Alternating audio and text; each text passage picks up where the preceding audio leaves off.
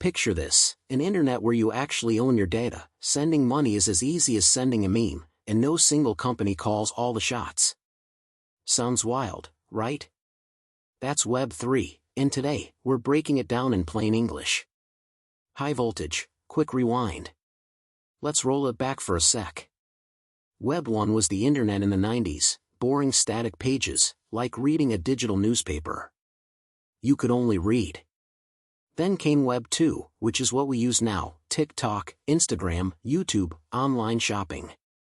You can read and write. But here's the catch: the data isn't yours. Big Tech, Google, Meta, Amazon, owns almost everything you post, buy, or share. Now, we're heading into Web 3.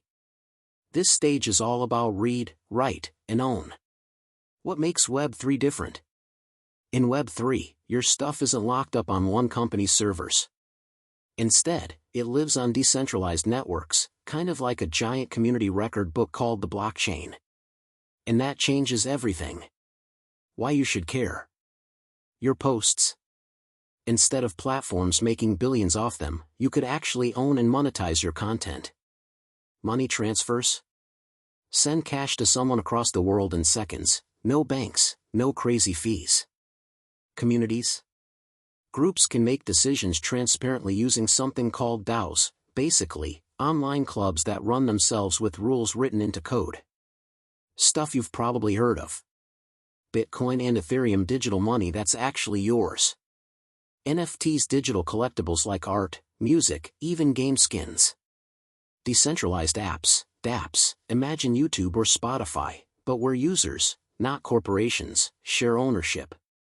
Web 3 isn't perfect, it's still super new, and there are lots of kinks to work out. But it's already changing how we think about the internet, ownership, and freedom online. If this helped clear things up, hit that like button and subscribe.